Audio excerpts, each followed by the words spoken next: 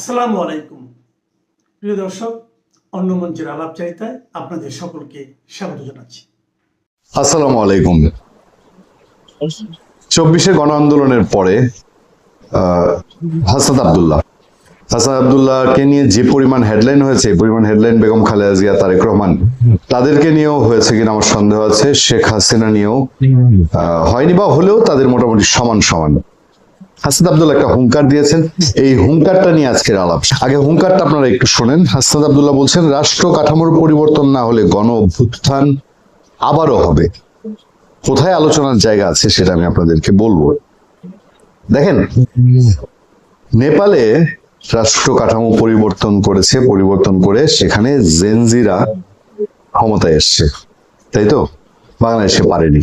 বাংলাদেশে নাকি দয়া দাক্ষিণ্যের মূলে এবং বাংলাদেশ বিরোধী শক্তি অনেকে বলতে পছন্দ করেন, যারা বাংলাদেশের স্বাধীনতা চাননি, সেই জামাতে ইসলামীর সাথে নেগোসিয়েশন করে 6টি মাত্র সিট পেয়েছে, যেখানে বাংলাদেশে ক্ষমতায় যেতে হলে 151টি আসন লাগে। নেপালের জেনজিদের নেতা এবং বাংলাদেশের মধ্যে আকাশ পাতাল পার্থক্য। বাংলাদেশে যারা হাসনাত, সার্জিস, নাহিদ, মাহফুজ, আসিফ মাহমুদ, সজীব ভুঁইয়া, তুষার, হান্নান মাসুদ, নাসিরউদ্দিন পাটোয়ারি অথবা আক্তার হোসেন, তারা জেনজির কি সত্যিকার নেতা হতে পেরেছে? আসলে নেপালে হয়েছে। নেপালে জেনজির যে মূল শক্তি, সেই মূল শক্তিটা তাদের গুণে মুগ্ধ হয়েছে। আর বাংলাদেশে যে জেনজির মূল শক্তিটা, যারা আন্দোলন করেছে, দেশের পরিবর্তন চায়, শাসন ক্ষমতার পরিবর্তন চায়, সবকিছুই চায়, দেশের ভালো চায়, বাট তারা এই নেতৃত্বটাকে তাদের প্রতিনিধি মনে করেনি। ফলে তারা ঘরে চলে গেছে, তারা ঘরে বসে গেছে। হাসনাতদের ডাকে 24শে যারা মাঠে নেমে এসেছিল, তারা পরে সবাই বলছে আমরা ভুল করেছি, আমরা সরি, আমাদেরকে মিসগাইড করা হয়েছে। ফলে এই যে হাসনাত এখন হুঙ্কার দিচ্ছে যে রাষ্ট্রের কাঠামোগত পরিবর্তনের দাবি থেকে সরকার সরে এলে আবারও গণ অভ্যুত্থান হবে বলে হুঁশিয়ারি দিয়েছেন জাতীয় নাগরিক পার্টি এনসিপির মুখ্য সংগঠক ও কুমিল্লা 4 আসনের সংসদ সদস্য হাসনাত আব্দুল্লাহ। তিনি বলেন, সিজন হচ্ছে আর পরিবর্তনের সঙ্গে সঙ্গে সরকার মেন্টালিটি চেঞ্জ হয়ে গেছে, সরকারকে স্ট্রাকচারাল জায়গায় এক হতে হবে, এটি থেকে সরে এলে 24শে আবারও হবে। আমি এই জায়গায় একমত। দ্বিমত কোন জায়গায় সেটা আমি আপনাদেরকে বলি। কোনো ভাবে হয়তো সে প্রস্তুতি হচ্ছে, বাট 24 হবে মেজরিটি দিয়ে আটকানোর সুযোগ নেই। কোনো ভাবে হয়তো সেই প্রস্তুতি হচ্ছে। আবার কি মেটিকুলাস ডিজাইন? আর তো চাইলে আমাদের অরিজিনাল জেনজিকে আর মাঠে নামানো যাবে না। তিনি ঢাকাতেই একটা প্ল্যাটফর্মে একটা প্রোগ্রামে বলছেন, যারা 24শে রাস্তায় নেমেছিল তারা কাউকে এমপি উপদেষ্টা বানানোর জন্য রাস্তায় নামেনি। সত্য কথাটা এতদিনে বললেন। তারা রাষ্ট্রের কাঠামো পরিবর্তনের জন্য রাস্তায় নেমে এসেছিল, ব্যক্তির পরিবর্তনের জন্য নয়। রাষ্ট্র কাঠামোর আমূল পরিবর্তনের জন্যই 24শে গণ অভ্যুত্থান হয়েছিল। 24শে গণ অভ্যুত্থানকারীরা নেপালে জেনজিরা তাদেরকে ঠেলে দিয়েছে, জেনজি যে তোমরা আমাদের নেতা, তোমরা রাষ্ট্র ক্ষমতায় যাও, তোমরা দল গঠন করো, আমরা তোমাদের দেখতে চাই। আমাদের জেনজিরা এই যারা পরে এনসিপি করেছে এর থেকে পেছনে চলে গেছে। আজকে হাসনাত আব্দুল্লাহ যদি ওই যে মাঝে মধ্যে সোশ্যাল মিডিয়ায় ট্রল হয়, ডাক দেয় আয় রাজুতে আয়, বাংলাদেশে আরো 100টা গণ অভ্যুত্থান হবে, বাংলাদেশে আরো বহু বিপ্লব হবে, বহু আন্দোলন হবে, সংগ্রাম হবে, বাট এই হাসনাত আব্দুল্লাহদের নেতৃত্বে আর কি সেটা সম্ভব? দেখেন, এই হাসনাত, সার্জিস, এদের মোটামুটি এই লোকগুলা একসময় আওয়ামী লীগের ভেতরে ছিলেন, ছাত্রলীগের ভেতরে ছিলেন, তারা ঠিক আছে, তারা ভুল বুঝতে পেরে তারা চেঞ্জ হয়েছিল।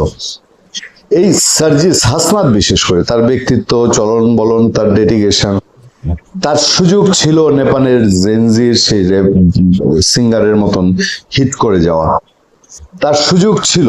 কিন্তু 24শে গণ অভ্যুত্থান পরবর্তী তার মব কালচার আর এক আওয়ামী লীগ কচলানো, সবকিছুর মধ্যে আওয়ামী লীগ খোঁজা এবং আওয়ামী লীগের উপরে মব চাপিয়ে দেওয়া, আওয়ামী লীগ যেখানেই আওয়ামী লীগের খোঁজ পাওয়া গেছে সেখানেই তার বাহিনীকে লেলিয়ে দেওয়া।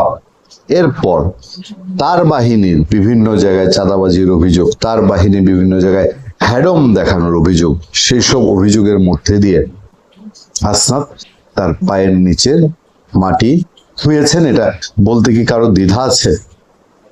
এই ছেলেই বাংলাদেশে এই 2 বছরই হিরো থেকে হিরো হয়ে যেতে পারতো, ইতিহাস হয়ে যেতে পারতো। সেখানে তারা শেষমেশ কি হয়েছে, জামাতি ইসলামীর অ্যাসিস্ট্যান্ট। আমি এর আগেও একটা আলোচনা বলেছি, এনসিপির এখন অ্যাক্টিভিটিস যা দেখা যায় সেটা হলো একটা পিএস এর যে ভূমিকা, তাদের জামাতের আমিরের পিএস এর ভূমিকা দেখা যায়। তাদের নিজস্ব কোনো এজেন্ডা আছে। তারা এক আওয়ামী লীগ কচলানো ছাড়া, ফেসিবাদ কচলানো ছাড়া তাদের কি কোনো দিক নির্দেশনা এই দেশের জেনজি বলেন আর আপামর জনতা বলেন কেউ কি দেখতে পেয়েছে? ফলে হাসনাত আব্দুল্লাহ সেই সুযোগ হাতছাড়া হয়েছে। সুযোগ এখনো হয়তো আছে, বাংলাদেশের মানুষ সহজে সবকিছু ভুলে যায় না, হয়তো সুযোগ আছে, বাট যেই সুযোগ 24-এ ছিল সেটা হিমালয়ের সমান হাসনাত আব্দুল্লাহ এখন টাফ করে ফেলেছে। ফলে অভ্যুত্থান হবে, ওই অভ্যুত্থানে নেতৃত্ব হাসনাত দিবে, সার্জিস দিবে, এই স্বপ্ন ওদের দুরাশা। আর যদি মেটিকুলাস ডিজাইনে কিছু হয়, যেটা সে বলছে যে 24-এর মতন কাজ চলছে, সে মেটিকুলাস ডিজাইন হলে ভিন্ন কথা। মেটিকুলাস ডিজাইনে একেবারে ওই ফ্রিডম পার্টির নেতারাও একসময় এমপি হয়েছে, হাসনাতরা নেপালের জেনজি ক্ষমতা নিয়েছে, সেটা হতে গিয়ে এখন ফ্রিডম পার্টি, জাসদ, সেসব হওয়ার মতন উপক্রম। ফলে আয়ের মতন সবকিছু না ফাঁকা বেলুন হয়ে যায়। বাংলাদেশের পররাষ্ট্রমন্ত্রী খলিলুর রহমান বিএনপি ক্ষমতায় আসার পর প্রথমবারের মতো দিল্লি সফরে যাচ্ছেন। সাথে নিয়ে যাচ্ছেন বাংলাদেশের প্রধানমন্ত্রী তারেক রহমানের পররাষ্ট্র উপদেষ্টা হুমায়ুন কবিরকে, যিনি ভারতের সাথে হাসিনা আমলের সম্পর্ক শেষ ঘোষণা দিলেও হাসিনা আমলে বসানো পাইপলাইন দিয়ে ডিজেল এনে বাংলাদেশের জ্বালানি সমস্যার সমাধান করতে চায়। চমকপ্রদ খবর হলো, খলিলুর রহমান দিল্লিতে 2 দিনের সফরে ভারতের পররাষ্ট্রমন্ত্রী, দেশটির জাতীয় নিরাপত্তা উপদেষ্টা, তেল মন্ত্রীর সাথে বৈঠক তো করবেনই, তারপর একই বিমানযোগে যেহেতু মরিশাস যাবেন, সেহেতু এস জয়শঙ্করের সাথে 8 থেকে 9 ঘন্টা ধরে বৈঠকের সুযোগ থাকছে। বাংলাদেশ ও ভারতের গণমাধ্যমগুলোর খবর থেকে পরিষ্কার, বাংলাদেশ চায় তেল আর গঙ্গার জল, সাথে চায় ভারতের প্রত্যাহার করার সুবিধাগুলো চালু করা, যেগুলোর জন্য শেখ হাসিনা দেশ বিক্রি করে দিয়েছিলেন বলে প্রচার ছিল। বাংলাদেশের এসব চাওয়ার বিপরীতে ভারত কি চায়? কারণ কূটনীতি তো শুধু দেয়ার নয়, এটি দেয়া নেয়ার সম্পর্ক। একাধিক গণমাধ্যমের খবর হলো, পাকিস্তানের সাথে সামরিক সম্পর্ক আর ভারত বিরোধী জঙ্গিবাদ ইস্যুগুলো নিয়ে ভারতের পক্ষ থেকে আলোচনা করা হতে পারে। তবে বড় প্রশ্ন হলো, 2024 সালের 5ই আগস্টের পর শেখ হাসিনার আওয়ামী লীগের নিষেধাজ্ঞা ভারত বাংলাদেশের সম্পর্কের ক্ষেত্রে পর্দার আড়ালে একটি বড় ইস্যু। সেই দুটো ইস্যু নিয়ে কি 8-9 ঘন্টা বিমান ভ্রমণে আলোচনা হবে? বিবিসি বাংলার খবরে বলা হয়েছে, প্রথমে দিল্লিতে 2 দিনের দ্বিপাক্ষিক সফর, যেখানে ভারতের পররাষ্ট্রমন্ত্রীর সঙ্গে তার আনুষ্ঠানিক বৈঠক হবে।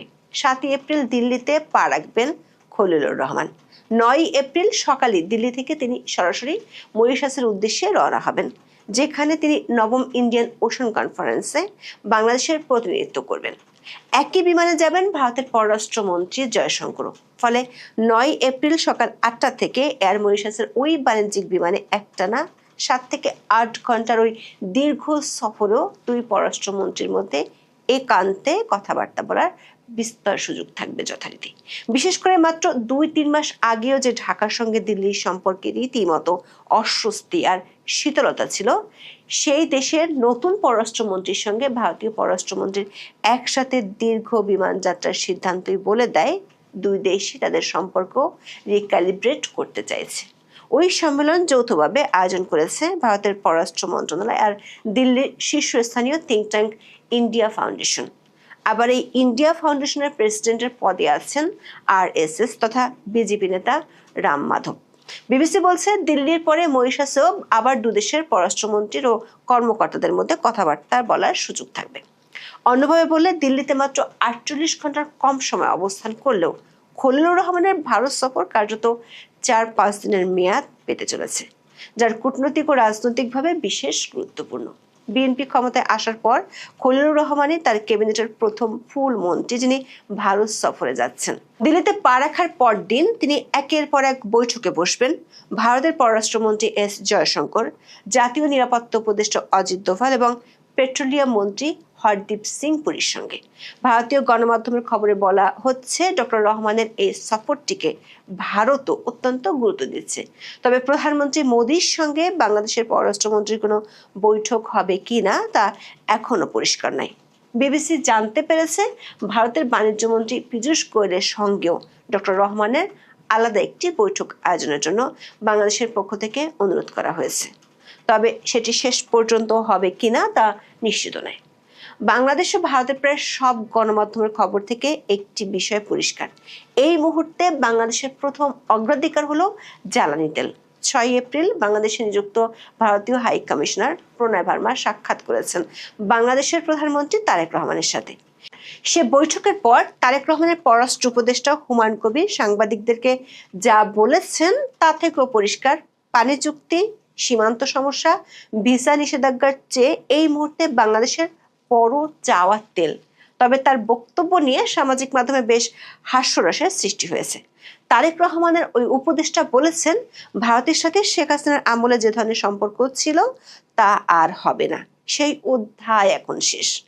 তারপরে জনাব কবির জানান, বৈঠকে দুই দেশের জ্বালানি নিরাপত্তা নিয়ে বিশেষ আলোচনা হয়েছে। বিশেষ করে ভারত থেকে পাইপলাইনের মাধ্যমে ডিজেল আমদানির বিষয়টি প্রাধান্য পেয়েছে। পাইপলাইনের জ্বালানি আমদানির প্রক্রিয়াটি এগিয়ে নিতে তারা আশাবাদী। প্রশ্ন হলো, শেখ হাসিনা আমলে তৈরি হওয়া পাইপলাইন দিয়ে ডিজেল আনতে চায় শেখ হাসিনা আমলের সম্পর্ককে পাত্তা না দিয়ে। ইরান যুদ্ধ শুরুর পর থেকে এ নিয়ে 4 দফায় ভারত 22,000 টন ডিজেল বাংলাদেশকে পাঠিয়েছে, কিন্তু বাংলাদেশের আরো তেল লাগবে। সে তেলে সুরাহা করতে খলিলুর রহমান দিল্লি যাচ্ছেন 7 এপ্রিল। কিন্তু বিশ্বব্যাপী তেলের সমস্যা, সে সমস্যা কাটিয়ে উঠতে বিকল্প সোর্সও খোঁজা হচ্ছে। সেক্ষেত্রে ভারত কেন হতে যাচ্ছে বাংলাদেশের বিকল্প উৎস? এর উত্তর হলো, যুদ্ধের মধ্যেও ভারত আমেরিকার শত্রু রাশিয়া আর ইরান থেকেই শুধু নয়, বিশ্বের 40টি দেশ থেকে তেল কিনছে। 2022 সালে রাশিয়া ইউক্রেন যুদ্ধ শুরু হওয়ার পর ভারত সস্তায় রাশিয়ার তেল কিনে দেশটির মূল্যস্ফীতি নিয়ন্ত্রণে সক্ষম হয়। তবে এতে যুক্তরাষ্ট্রের রোষের মুখে পড়তে হয় দেশটিকে। ভারতের বাণিজ্য চুক্তিতে বাধা হিসেবে রাশিয়ার তেল আমদানি নিয়ন্ত্রণে যুক্তরাষ্ট্র অতিরিক্ত শুল্ক আরোপ করে, কিন্তু যুক্তরাষ্ট্রের সব হুমকি ধামকি রাতারাতি পাল্টে যায় মধ্যপ্রাচ্যে ইরান যুদ্ধ শুরুর পর। গত 6 মার্চ আন্তর্জাতিক গণমাধ্যমগুলোর খবরে বলা হয়, রাশিয়া থেকে তেল কেনার জন্য ভারতকে 30 দিনের অস্থায়ী ছাড় দিয়েছিল যুক্তরাষ্ট্র। মার্কিন অর্থমন্ত্রী স্কট বেসেন্ট সামাজিক যোগাযোগ মাধ্যম এক্স জানিয়েছিলেন, আন্তর্জাতিক বাজারে তেল সরবরাহ বজায় রাখতেই এই সিদ্ধান্ত। আন্তর্জাতিক গণমাধ্যমের খবর হলো, মার্চ মাসে রাশিয়া থেকে ভারতের অপরিশোধিত তেল কেনা প্রায় 90% বেড়ে গেছে। ইতিমধ্যে রাশিয়ার 40 মিলিয়ন ব্যারেল অপরিশোধিত তেল ভারতে পৌঁছেছে। রুশ তেল ভারতে পৌঁছানোর পর চমক জাগানো আরেকটি খবর হলো, বিশ্বের 3য় বৃহত্তম তেল আমদানিকারক দেশ ভারত তেল আনছে যুক্তরাষ্ট্রের পরম শত্রু ইরান থেকেও। 5 এপ্রিল ভারতের তেল মন্ত্রণালয়ের বরাত দিয়ে বার্তা সংস্থা রয়টার্স জানিয়েছে, যুক্তরাষ্ট্রের নিষেধাজ্ঞার জেরে 2019 সালের মে মাস থেকে ইরানি তেল আমদানি করছে না দিল্লি। 7 বছর পর প্রথমবারের মতো দক্ষিণ এশিয়ার দেশটির সঙ্গে ইরানের তেল নিয়ে চুক্তি হয়েছে। ভারতের রিলায়েন্স ইরান থেকে 50 লাখ ব্যারেল অপরিশোধিত তেল কিনতে যাচ্ছে। শুধু তেল নয়, নিষেধাজ্ঞার আওতায় থাকা একটি জাহাজে করে ইরান থেকে 44,000 মেট্রিক টন তরলীকৃত পেট্রোলিয়াম গ্যাস বা এলপিজিও কিনছে ভারত। প্রশ্ন হলো, ভারত যদি রাশিয়ার ইরান থেকে তেল আনতে পারে, তাহলে বাংলাদেশ কেন আনতে পারছে না? গত 6 মার্চ রাশিয়ার তেল কিনতে ভারতকে অনুমতি দেওয়ার খবর জানার পর বাংলাদেশও যুক্তরাষ্ট্রের কাছে নিষেধাজ্ঞা শিথিলের আবেদন করেছিল। গত 11 মার্চ প্রকাশিত ডেইলি স্টারের খবরে বলা হয়েছে, জ্বালানি সরবরাহ নিশ্চিত ও জাতীয় অর্থনীতিকে সমর্থন দিতে ভারতের মতো বাংলাদেশকেও রাশিয়ার তেল কেনার জন্য অস্থায়ী ছাড় দেওয়ার বিষয়টি বিবেচনা করতে যুক্তরাষ্ট্রের কাছে আনুষ্ঠানিকভাবে অনুরোধ জানিয়েছে সরকার। 11 মার্চ যুক্তরাষ্ট্রের রাষ্ট্রদূত ব্রেন্টি ক্রিস্টেনসেনের সঙ্গে বৈঠকের পর অর্থমন্ত্রী আমির খসরু মাহমুদ চৌধুরী নিজ দপ্তরে একথা সাংবাদিকদের জানিয়েছিলেন। গত 30 মার্চ সচিবালয়ে সার্বিক জ্বালানি পরিস্থিতি নিয়ে সংবাদ সম্মেলনে জ্বালানি ও খনিজ সম্পদ বিভাগের যুগ্ম সচিব মনির হোসেন চৌধুরী সাংবাদিকদের জানিয়েছিলেন, ঈদের আগের দিন আমেরিকা স্টেট ডিপার্টমেন্টের সঙ্গে বাংলাদেশ সরকার একটি বৈঠক হয়। সেই বৈঠকে বাংলাদেশের পক্ষ থেকে বলা হয়েছিল, রাশিয়া থেকে যেন বাংলাদেশকে অন্তত 2 মাসের অথবা 6 লাখ মেট্রিক টন ডিজেল আনার অনুমতি দেয়। এরপর বিষয়টি নিয়ে তদবির করতে বাংলাদেশের পররাষ্ট্রমন্ত্রী খলিলুর রহমান উড়ে গিয়েছিলেন মার্কিন যুক্তরাষ্ট্রে। গত 1 এপ্রিল তিনি মার্কিন জ্বালানি মন্ত্রী ক্রিস রাইটের সাথে বৈঠক করেন। যদিও ওই বৈঠকের পর পররাষ্ট্র মন্ত্রণালয়ের বিবৃতিতে দাবি করা হয়, রাশিয়া থেকে পরিশোধিত ডিজেল সহ অন্যান্য পেট্রোলিয়াম পণ্য কিনতে বাংলাদেশের বিশেষ ছাড়ের অনুরোধ ইতিবাচকভাবে বিবেচনা করবে যুক্তরাষ্ট্র। কিন্তু বাস্তবতা হলো, বাংলাদেশের এই চাওয়া পূরণে আমেরিকা ইতিবাচক কোনো সিগন্যাল দেয়নি। এমনকি গত 5 এপ্রিল মার্কিন রাষ্ট্রদূত ব্রেন্ট ক্রিস্টেনসেনের সাথে প্রধানমন্ত্রী তারেক রহমানের বৈঠকের পরও দৃশ্যমান কোনো সবুজ সংকেত মেলেনি। সূত্রগুলো বলছে, এখানে আছে কূটনীতি আর ভূ রাজনীতির খেলা। আন্তর্জাতিক গণমাধ্যমগুলোর খবরে বলা হয়েছে, মার্কিন যুক্তরাষ্ট্র বর্তমানে ভারতকে একটি গুরুত্বপূর্ণ কৌশলগত অংশীদার হিসেবে দেখে। বিশেষ করে ইন্দো প্যাসিফিক অঞ্চলে চীনের প্রভাব মোকাবেলায় ভারতকে গুরুত্বপূর্ণ সহযোগী হিসেবে বিবেচনা করা হয়। আবার বাংলাদেশকে যদি আমেরিকা রাশিয়া থেকে তেল আনার অনুমতি দেয়, তাতেও খুব বেশি লাভ হবে না, কারণ রাশিয়ান অপরিশোধিত তেল বাংলাদেশের ইস্টার্ন রিফাইনারি পরিশোধনাগারে রিফাইন করার সক্ষমতা নেই। রাশিয়ার সেই তেলকে ব্যবহারযোগ্য করে তুলতে বড় ভরসা ভারত। শুধু তেল নয়, জলও চায় বাংলাদেশ। গঙ্গা পানি চুক্তির নবায়ন নিয়ে নিশ্চয়তা চায় দেশটি। এই চুক্তিটিও অবশ্য হয়েছিল শেখ হাসিনার আমলে 1996 সালে। 30 বছরের জন্য হওয়া এই চুক্তিটি শেষ হবে এই বছরের ডিসেম্বরে। বিজনেস স্ট্যান্ডার্ডের খবরে বলা হয়েছে, বিএনপি সরকার এই আলোচনা এগিয়ে নিতে আগ্রহী এবং চুক্তির সময়সীমা 2026 সালের ডিসেম্বর আগেই তা শেষ করতে চায়। দৈনিক প্রথম আলোর খবরে বাংলাদেশের পক্ষ থেকে ভারতের কাছে আরও যেসব চাওয়া আছে সেগুলো তুলে ধরা হয়েছে। দৈনিকটির খবরে সরাসরি বলা হয়েছে, সম্পর্ক এগিয়ে নিতে ভারতকেও কিছু পদক্ষেপ নিতে হবে যা সরাসরি জনগণের জীবনে প্রভাব ফেলে। যেমন নির্বাচনের পর বাংলাদেশের মিশনগুলোতে ভারতীয়দের জন্য ভিসা পুরোদমে চালু হয়েছে, কিন্তু বাংলাদেশের নাগরিকদের জন্য সব শ্রেণীর ভিসা এখনো চালু করেনি ভারত। 2025 সালের এপ্রিল থেকে জুন পর্যন্ত ভারতের আকাশপথ ব্যবহার করে তৃতীয় দেশে বাংলাদেশের পণ্য রপ্তানি, স্থলবন্দর দিয়ে বাংলাদেশের 6টি পণ্য ভারতে রপ্তানি এবং বাংলাদেশের 9 ধরনের পাটজাত পণ্য রপ্তানির ক্ষেত্রে বিধিনিষেধ আরোপ করেছিল। ওই বিধিনিষেধ এখনো প্রত্যাহার করা হয়নি।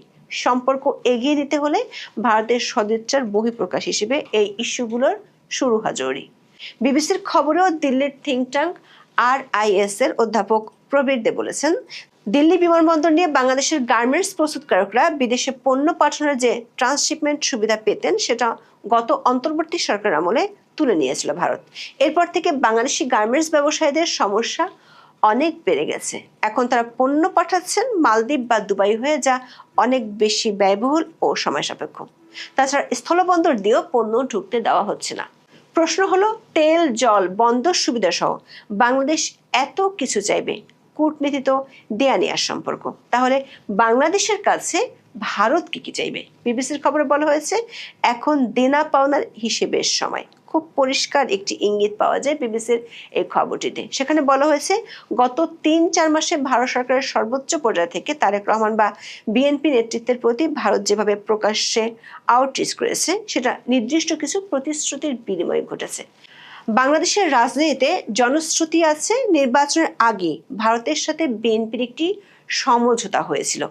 বাংলাদেশে এক সময়কার ভারতীয় রাষ্ট্রদূত পিনাক রঞ্জন চক্রবর্তীর মতে যেগুলো হলো প্রতিশ্রুতি।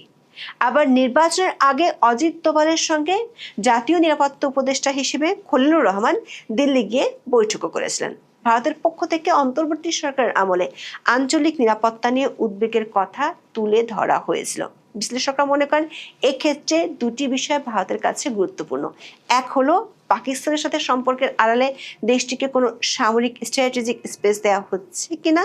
বিশেষ করে অন্তর্বর্তী সরকারের আমলে পাকিস্তানের পক্ষ থেকে যৌথ উদ্যোগে সামরিক সরঞ্জাম তৈরির কিছু প্রস্তাব দেওয়া হয়েছিল। ভারতের পক্ষ থেকে এ ধরনের সামরিক কৌশলগত সম্পর্কের বিষয়ে আপত্তি আছে। দ্বিতীয়ত, ভারতের পক্ষ থেকে ইউনূসের আমলে জেল থেকে বের হওয়া 2 শীর্ষ জঙ্গির ব্যাপারে ব্যবস্থা নিতে অনুরোধ জানানো হয়েছে, তবে এখনো তারা গ্রেপ্তার হয়নি।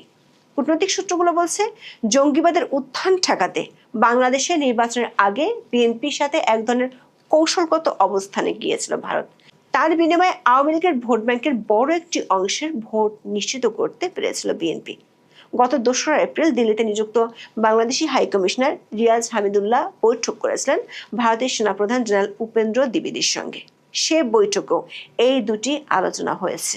তারপরে রিয়াজ হামিদুল্লাহ খুব খুব সংক্ষিপ্ত এক সফরে ঢাকায় আসেন এবং 6 এপ্রিল তিনি আবার দিল্লিতে চলে গিয়েছেন।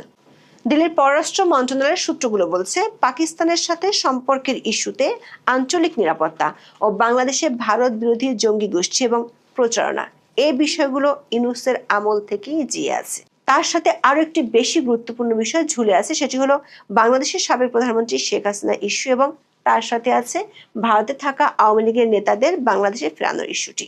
কূটনীতিকরা বলেছেন, এই দুটি ইস্যু নিয়ে কোনো দেশই প্রকাশ্যে কোনো মন্তব্য করবে না, যেমনটা তেল জলের মতো ইস্যুগুলো নিয়ে করে থাকে।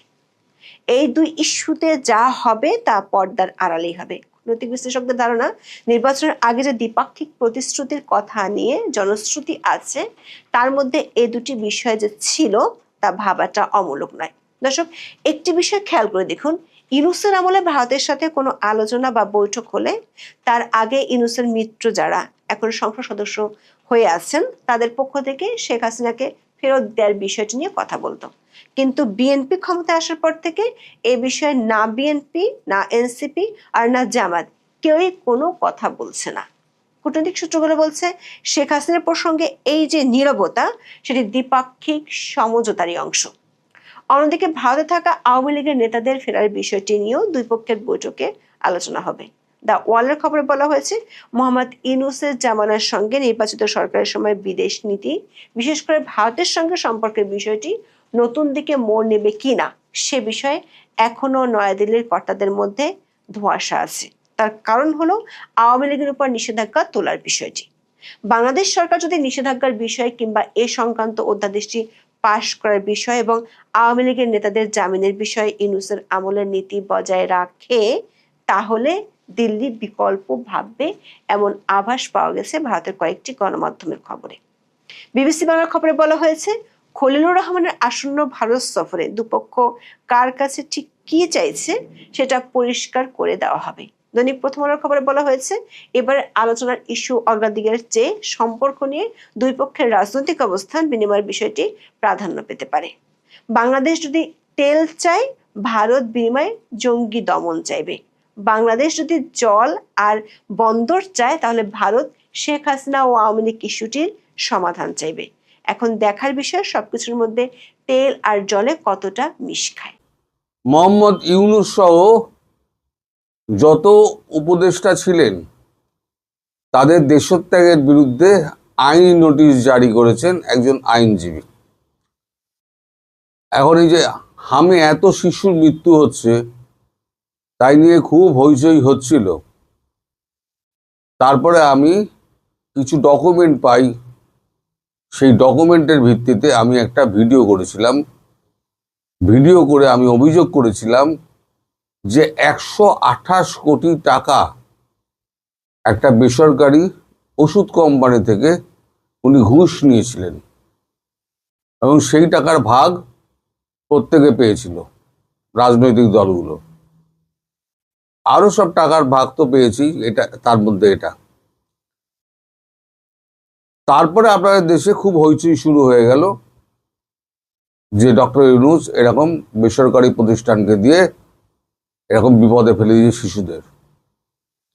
মানে এদের দেশত্যাগ করা তো আগেই বন্ধ করা উচিত ছিল। আমাদের এই যে তারেক রহমান, তার বিরুদ্ধে যে সমস্ত অভিযোগ রয়েছে, আজকে তো আমাদের খলিলুর রহমান, আপনাদের খলিলুর রহমান আজকে আসছেন, তাকে সমস্ত প্রশ্নমালার সম্মুখীন হতে হবেন। তিনি তীরবিদ্ধ হবেন, পুরো প্রশ্ন মানে বিদ্ধ হবেন। এই প্রশ্নও তাকে করা হবে যে কিসের ভিত্তিতে তাকে জাপান যেতে দেওয়া হলো, যখন ওই 10টি পয়েন্টের মধ্যে একটি পয়েন্টে ছিল ইউনূস সহ উপদেষ্টাদের কাউকে দেশত্যাগ করতে দেওয়া হবে না। তাহলে আপনারা দিলেন কি করে? জাপান সফর উনি করে এলেন কি করে? তো যাই হোক, এখন যেটা হয়েছে, আমি দুপুরে ওই ভিডিওটা করব, জয়শঙ্করের ভিডিওটা আমি দুপুরবেলা করব 1:30টার সময়। তো এখন যেটা হয়েছে, এই সমস্ত আইনি নোটিশ সমস্ত বিভাগীয় সচিবদের সমস্ত জানিয়ে দেওয়া হয়েছে।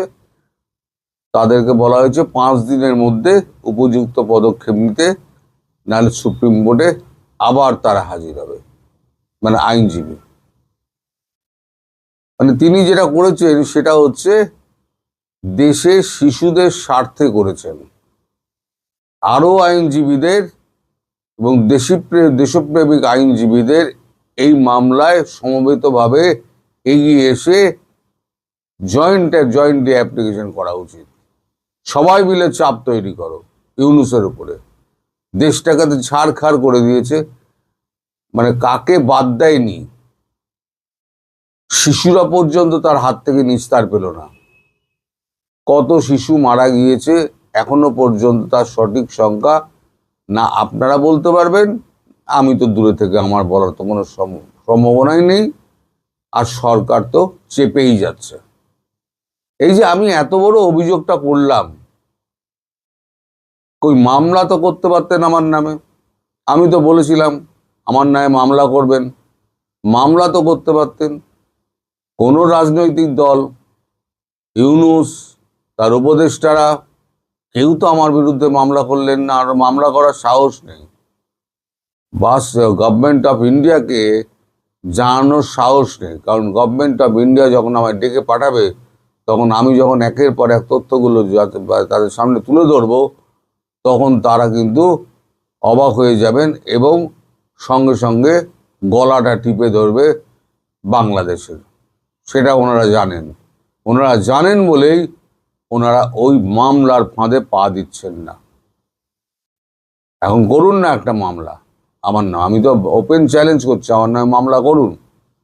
আমার কথার ওপরে ভিত্তি করে তো আপনাকে এত কথা শুনতে হচ্ছে, মামলা খেতে হচ্ছে। আপনি আমার বিরুদ্ধে মামলা করুন, যে এই মানুষটার মিথ্যে প্রচারণার জন্য আজকে আমাকে ভুগতে হচ্ছে। করার সাহস নেই আপনার, কারণ কেউ আপনার হাতে ওই বাংলাদেশে সেফ ছিল না, শিশু থেকে বৃদ্ধ পর্যন্ত, বৃদ্ধা থেকে একদম তরুণী পর্যন্ত কেউ সেফ ছিল না। মবের জনক আপনি, আর আপনার ওই যে আসিফ নজরুল, আর আপনার যে পোস্টার বয় আছে না, ডাস্টবিন শফিকুল ইসলাম না শফিকুর আলম, নাম তো সালামি ভুলে যাই। এদের নাম মনে রাখার মতো রুচিও হয় না। একটা ভালো মানুষ হয় তার নাম মনে রাখা যায়, এইদের নাম কি মনে রাখবো? ডাস্টবিন শফিকই ঠিক আছে। এই সহ যতগুলো আছে, বিশেষ করে ওই যে স্বরাষ্ট্র উপদেষ্টা যেটা, সেটা হচ্ছে মহাবজ্জাত রেজওয়ানা হাসান, মহাবজ্জাত ফারুকি নামের একজন আছে, সেটাও মহাবজ্জাত। এরকম বিভিন্ন লোকের নামে সমস্ত অভিযোগ করা হয়েছে, তারা যেন দেশ ত্যাগ করতে না পারেন। এর মধ্যে 2-4 জন কিন্তু ভেঙে পড়েছে ইতিমধ্যে হাওয়া হয়ে গেছে। এখন দেখা যাক এই মামলা 4-5 দিনের মধ্যে এই সচিবালয় কনসার্ন সচিবরা কি ব্যবস্থা নেন। যদি ব্যবস্থা না নেন, তাহলে পরে আইনজীবী তো আবার সুপ্রিম কোর্টে যাবেন। এবং আমার অনুরোধ, দেশপ্রেমিক যত আপনারা আইনজীবী আছেন তারা একজোট বাঁধুন, এবং প্রত্যেকের ঘরে শিশু আছে, যারা বয়স্ক, তাদের ঘরে নাতি নাতনি রয়েছে, তাদের কথা ভেবে, তাদের ভবিষ্যতের কথা ভেবে, যাতে এই পাপ কাজ আর যেন কেউ না করতে পারে, শিশুদের জীবন নিয়ে যাতে আর কেউ না খেলতে পারে, তার জন্য আপনাদের সবাইকে এগিয়ে এসে এই শয়তানের বিরুদ্ধে, এই শয়তানদের বিরুদ্ধে আপনাদের একজোট হয়ে লড়াই করতে হবে।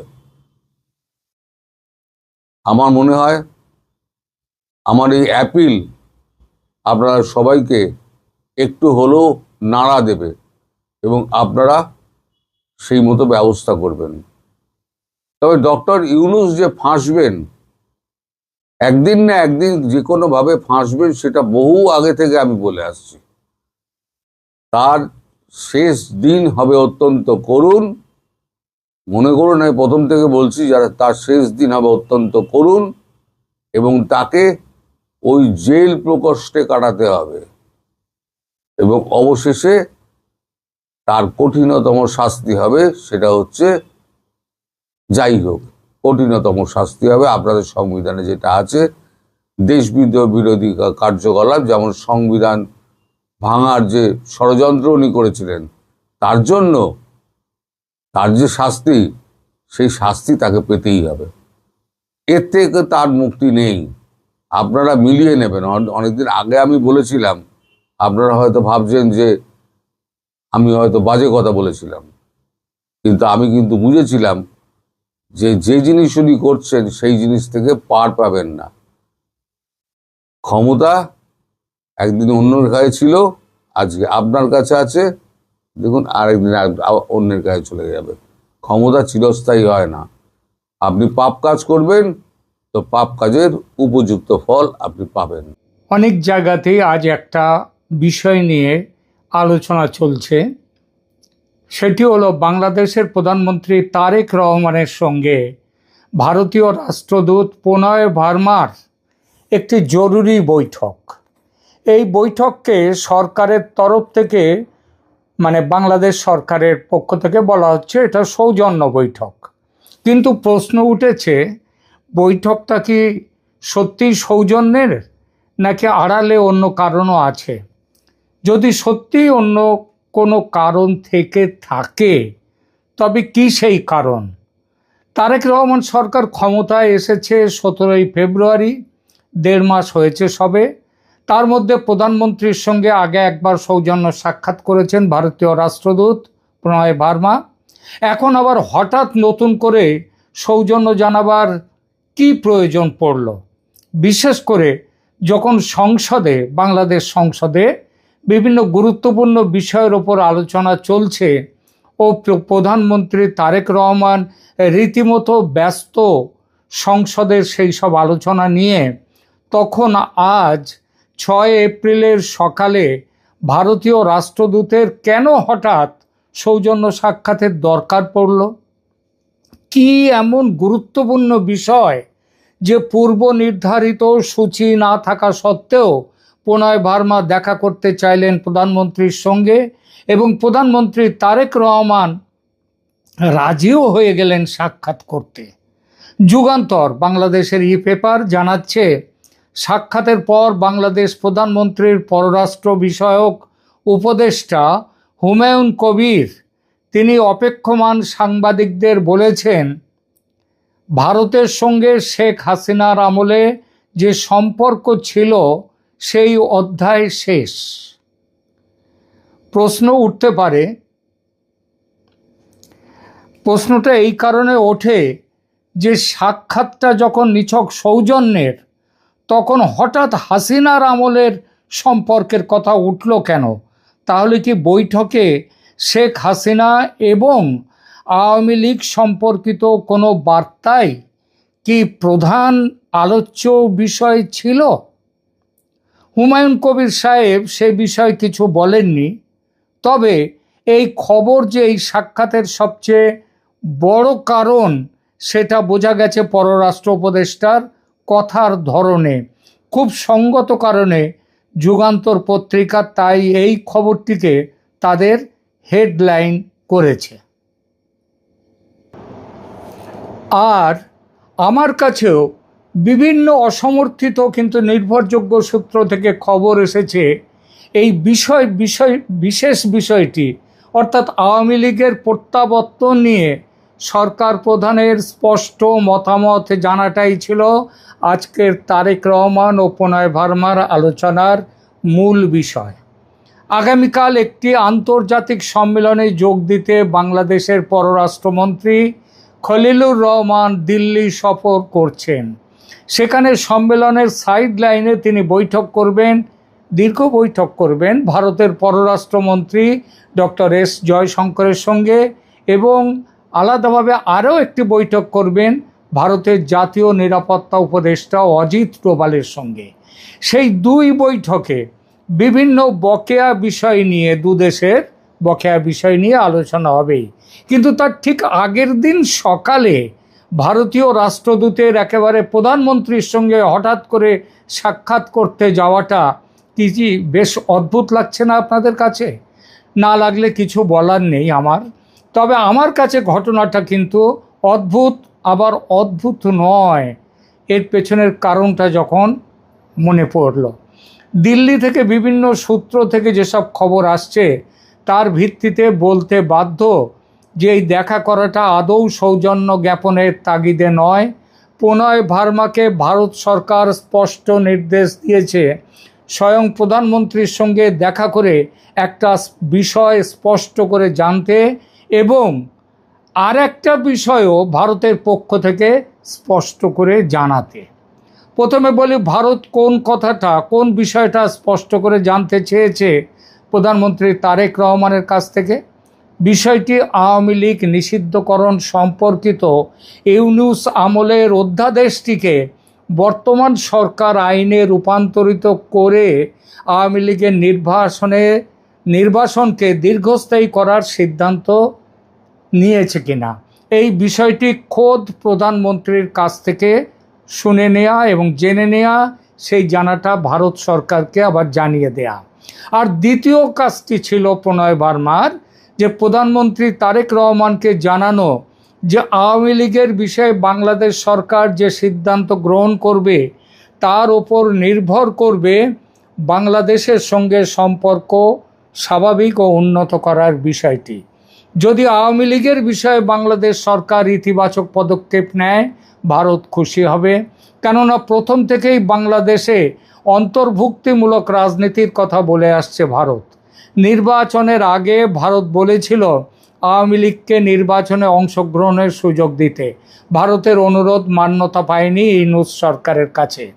এরপর নির্বাচন হয়ে যাওয়ার পর ভারত সরকার বারবার চেয়েছে নির্বাচন উত্তর দেশে ইনক্লুসিভ রাজনীতির পত্তন হোক। সেটা হলে গণতন্ত্রের বিকাশ যেমন সম্ভব, তেমনি দেশে মৌলবাদী চিন্তাধারার বিপরীতে সেকুলার আদর্শর তার যে প্রচার সেটা শক্তপোক্ত হবে। আর সেটা শুধু বাংলাদেশ নয়, ভারতের নিরাপত্তার দিক থেকেও জরুরি। নির্বাচনের আগে তারেক রহমান এই ব্যাপারে ভারতকে স্পষ্ট আশ্বাস দিয়েছিলেন, আর তার জন্যই ভারত সমর্থন দিয়েছিল তারেক রহমানকে এবং বিএনপিকে। কিন্তু ঘটনা যেদিকে গড়াচ্ছে এখন, যেভাবে ইউনূস আমলের এই সম্পর্কিত অধ্যাদেশটিকে আইনে রূপান্তরিত করতে অগ্রণী হয়েছে তারেক রহমান সরকার, তাতে ভারত রীতিমতো ক্ষুব্ধ। আর প্রণয় ভার্মার ওপর দায়িত্ব পড়েছিল তারেক রহমানের সঙ্গে দেখা করে বিষয়টি তার মুখ থেকে সরাসরি জেনে নেওয়া ও সেই মোতাবেক ভারত সরকারকে বিষয়টি জানানো, যাতে আগামীকাল খলিলুর রহমানের সঙ্গে আলোচনায় ভারত কোন পথে চলবে সেটা ঠিক করে নিতে পারে আগে ভাগে। এর ওপর ভিত্তি করে আগামীতে খলিলুর রহমানের সঙ্গে বৈঠকে ভারত ঠিক করবে বাংলাদেশের সঙ্গে সম্পর্ক এগিয়ে নিয়ে যাবে, নাকি এখানে পূর্ণচ্ছেদ টানবে, নাকি কমা সেমিকোলন দেবে। তারেক রহমানের সঙ্গে বৈঠকে কি কথা প্রণয় ভার্মা জেনেছেন ও ভারত সরকারকে জানিয়েছেন, সেই সংবাদ এই মুহূর্তে আমার কাছে নেই, তবে পাবো। ওই যে পররাষ্ট্র উপদেষ্টার সাংবাদিক সম্মেলনে বলা কথা, ভারতের সঙ্গে শেখ হাসিনার আমলে যে সম্পর্ক ছিল সেই অধ্যায় শেষ। তারপরে তিনি আবারও বলেছেন এখন থেকে দুই দেশের মধ্যে সম্পর্কটা হবে শ্রদ্ধার এবং সমতা। আমরা সমান জায়গায়, কেউ দাদা নয়, কেউ ভাই নয়, দুজনেই সমান, এই জায়গাতে যাবে, এইটা তিনি বলেছেন। এই কথাগুলো ইঙ্গিত দিচ্ছে এই বিষয়ে আলোচনাটাই ছিল প্রধান আলোচ্য, এবং তারেক রহমান সরকার আওয়ামী লীগকে 1 ইঞ্চি জমি ছাড়তে রাজি নয়। আর এই রাজি না হওয়াটা দেখলে বলা যায় যে খলিলুর রহমান ও জয়শঙ্করের মধ্যে বৈঠক ফলপ্রসূ হবে না। অজিত ডোভাল আবার একটা সন্ত্রাসী বেস, তার তালিকা, লম্বা লিস্ট ধরিয়ে দেবেন খলিলুর রহমানের হাতে। আজকের রাষ্ট্রদূত ও প্রধানমন্ত্রীর সৌজন্য সাক্ষাৎটা আগামীকাল খলিলুর রহমান যে দুটো হাই প্রোফাইল বৈঠক করবেন তার বেসলাইন হবে। এস জয়শঙ্কর ভারতের পররাষ্ট্রমন্ত্রী কূটনীতির সেই ঝানু খেলোয়াড়, যিনি স্বার্থের প্রশ্নে আপোষহীন। তিনি চাইবেন বাংলাদেশের নতুন সরকারের কাছ থেকে সুনির্দিষ্ট প্রতিশ্রুতি। আর অজিত ডোভাল তার নজর থাকবে নিরাপত্তা ও কৌশলগত দিকে। উত্তর পূর্ব ভারতের বিচ্ছিন্নতাবাদীদের দমনে বাংলাদেশের মাটিকে যেন ব্যবহার করতে না দেওয়া হয়, সেটাই হবে তার প্রধান লক্ষ্য। এবং ব্যবহার করতে দেওয়া হলে ভারত কী করবে সেটাও পরিষ্কার বলে দিয়ে দেবেন। আর এই সব কিছুর গোড়ায় আছে তারেক রহমান সরকার নমনীয় কি না, যে সংকেত আজকেই পেয়ে গেছেন প্রণয় ভার্মা তার কাছ থেকে এবং জানিয়ে দিয়েছেন ভারত সরকারকে। খলিলুর রহমানের জন্য এই যে দিল্লি সফরটি মোটেই সহজ হবে না, কারণ তার টেবিলের ওপাশে থাকা মানুষগুলো কেবল দ্বিপাক্ষিক সম্পর্ক নিয়ে কথা বলবেন না, তারা কথা বলবেন বাংলাদেশ আওয়ামী লীগের ভবিষ্যৎ নিয়ে। বাংলাদেশে ইনক্লুসিভ রাজনীতি আসছে কিনা সেটা নিয়ে কথা বলবেন। আমরা জানি না তারেক রহমান এই ব্যাপারে কি বলেছেন। এমনও হতে পারে তিনি আওয়ামী লীগের বিষয়ে গোপনীয়তা দেখাবার কথা বলে, নমনীয়তা দেখাবার কথা বলে থাকতে পারেন, তবে বাইরে একটা উল্টো ছবি দেখাতে চাইছেন যে আওয়ামী লীগ বিরোধী যারা আছে দেশের মধ্যে তাদের জন্য রাজনীতিতে এমনটা ভুরি ভুরি হয়েই থাকে, রাজনীতিবিদদের গ্যালারি শো দিতেই হয়। তবে যেটাই করে থাকুন তারেক রহমান আজ, সেটাই সত্যি, যেটা সেটা আজ না হোক কাল ঠিক বেরিয়ে পড়বেই, চেপে রাখা যাবে না। স্বাধীনতার প্রথম ঘোষণা জিয়াউর রহমান, বাংলাদেশের প্রথম মুক্তিযোদ্ধা নারী মুক্তিযোদ্ধা খালেদা জিয়া, শিশু মুক্তিযোদ্ধা কোকো তারেক রহমান, বাংলাদেশের প্রথম খাল খনন করেছে বিএনপি, বাংলাদেশের প্রথম রাষ্ট্রপতিও নাকি বিএনপি, এগুলোই বলছে।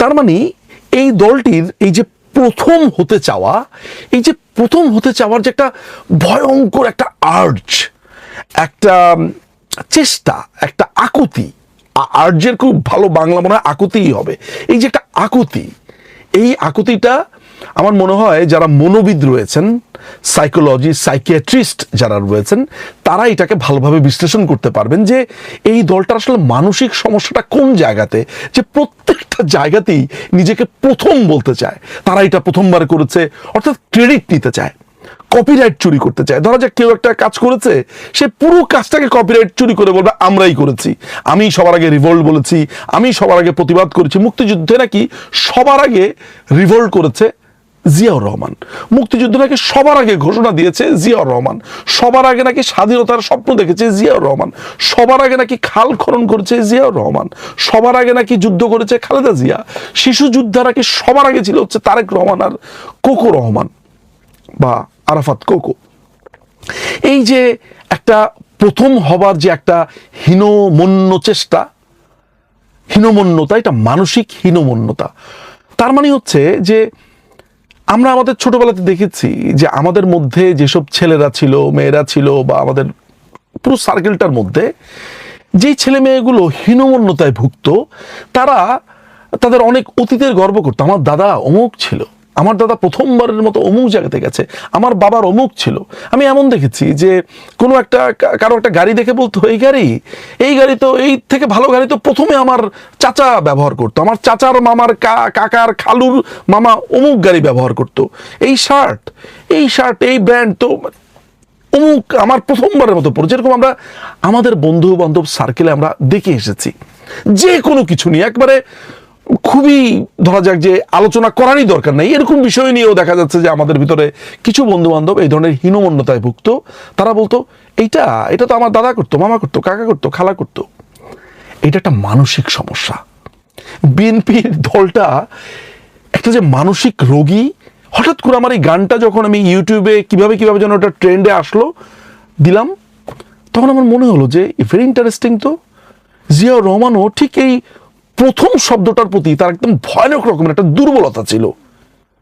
তার দল, তার ছেলে, তার অনুসারী সবারই ওই একই সমস্যা। মনে হয় একটা দল সম্মিলিতভাবে এবং একত্রিতভাবে মানসিক রোগে ভুগছে, তাদের সমস্ত কিছুতে প্রথম হতে হবে, অথচ তারা কোনো কিছুতেই প্রথম না।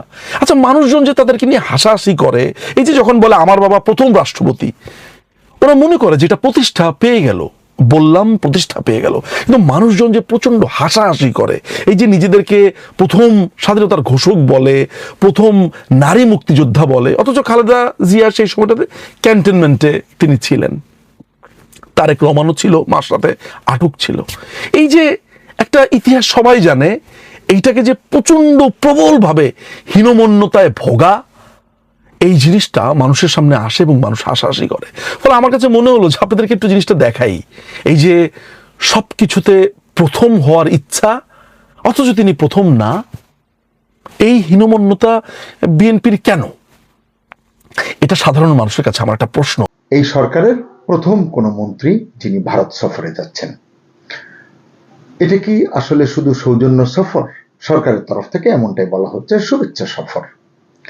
কিন্তু কূটনীতিকরা বলছেন আসলে এই সফরে ভারতের বা নয়াদিল্লির কঠিন প্রশ্নের মুখে পড়তে যাচ্ছে ঢাকা, এবং তারা প্রশ্ন করছেন যে প্রশ্নগুলো উত্থাপিত হবে সেই প্রশ্নগুলোর সঠিক জবাব বাংলাদেশের কাছে বা ঢাকার কাছে, বা পররাষ্ট্রমন্ত্রী যে যাচ্ছেন তার সঙ্গে আরো 3 জন যাচ্ছেন, প্রধানমন্ত্রীর পররাষ্ট্র বিষয়ক উপদেষ্টা হুমায়ুন কবির যাচ্ছেন এবং পররাষ্ট্র মন্ত্রণালয়ের 2 জন কর্মকর্তা যাচ্ছেন। এই 4 জনের টিম, তাদের কাছে এই প্রশ্নের জবাব আছে কিনা।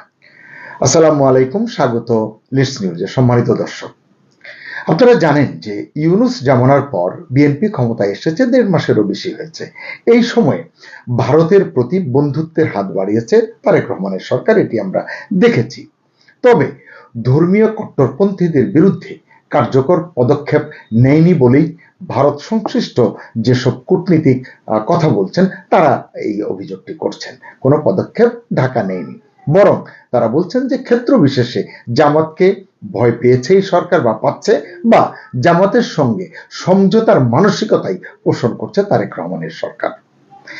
এই যখন আবহ, তখন পররাষ্ট্রমন্ত্রীর প্রথম সফরে নয়াদিল্লির কি ধরনের প্রশ্নের মুখে তিনি পড়তে পারেন, কূটনৈতিক বিশ্লেষকরা আসলে সেটি নিয়ে এখন আলোচনা করছেন। আমাদের দেশেও যেমন আলোচনা হচ্ছে, ভারতেও তেমনটি আলোচনা হচ্ছে। গণমাধ্যমে এটির কিন্তু আজ আমরা দেখতে পাচ্ছি। বাংলাদেশের পররাষ্ট্র মন্ত্রণালয়ের সূত্র বলছে, ইউনূসের নেতৃত্বে অন্তর্বর্তী সরকারের সময় ভারতের সঙ্গে বাংলাদেশের যে দ্বিপাক্ষিক সম্পর্ক, সেটা যে তলানিতে ঠেকেছিল, ধাপে ধাপে সেটা আগের পর্যায়ে নিয়ে যাওয়ার একটি রোডম্যাপ তৈরি খলিলুরের দিল্লি সফরের উদ্দেশ্য। এখানে আমার প্রশ্ন হচ্ছে, আগের পর্যায়ে বলতে কোন পর্যায়ে, আর রোডম্যাপ বলতে যেটি তারা বলছেন এর সুস্পষ্ট কোনো ছক তাদের সামনে আছে কিনা, বা এটি জনগণের সামনেও পরিষ্কার কিনা। আমার যদ্দূর মনে হয় এটি পরিষ্কার নয়।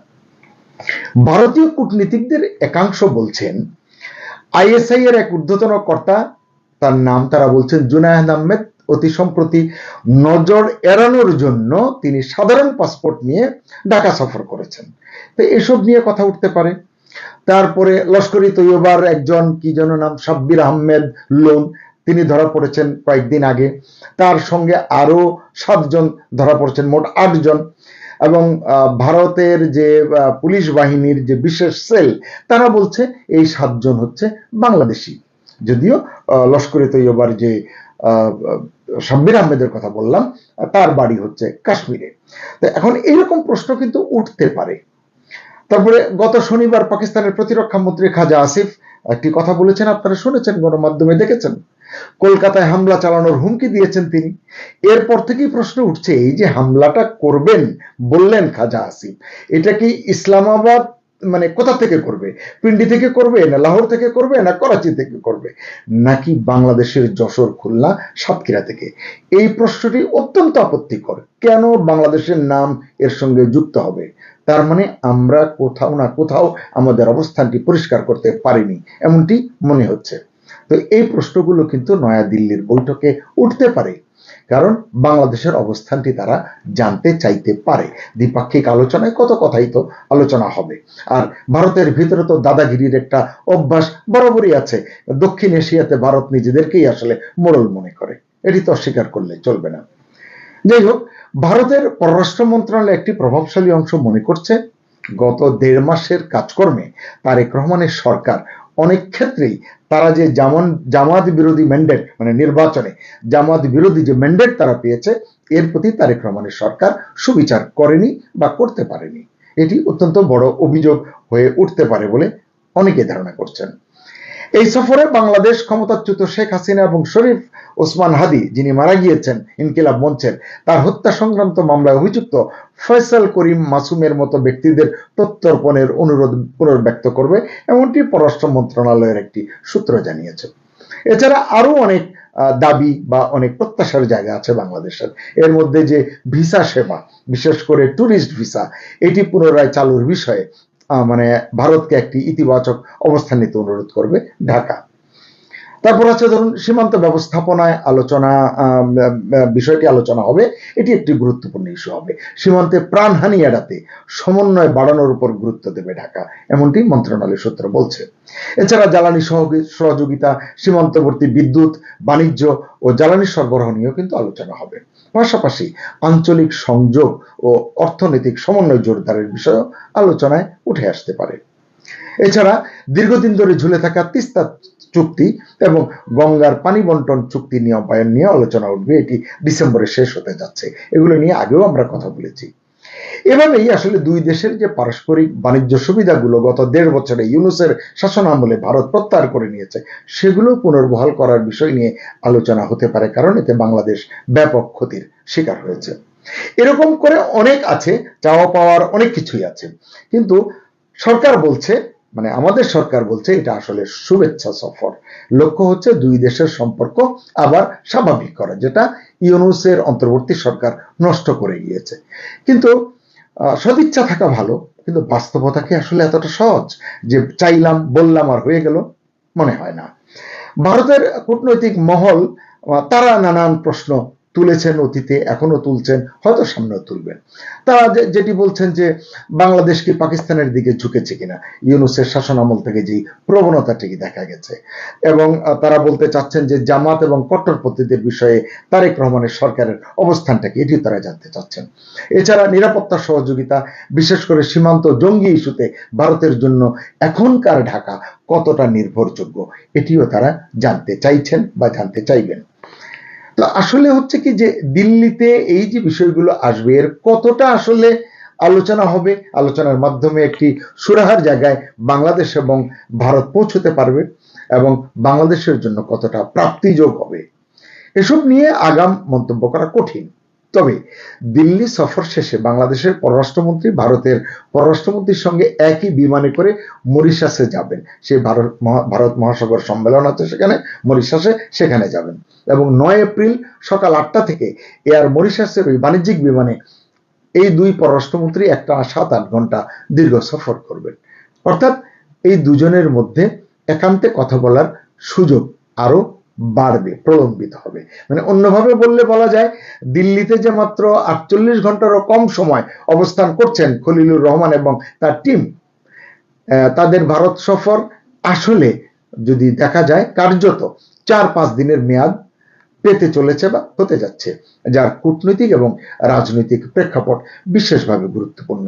এখন প্রশ্ন হচ্ছে এটিকে আমরা কতটা কাজে লাগাতে পারবো। খলিলুর রহমান নিজে কিন্তু এই সফরকে অত্যন্ত গুরুত্ব দিচ্ছেন। তিনি গণমাধ্যমের সঙ্গে এই কথাটি বলেছেন বারবার।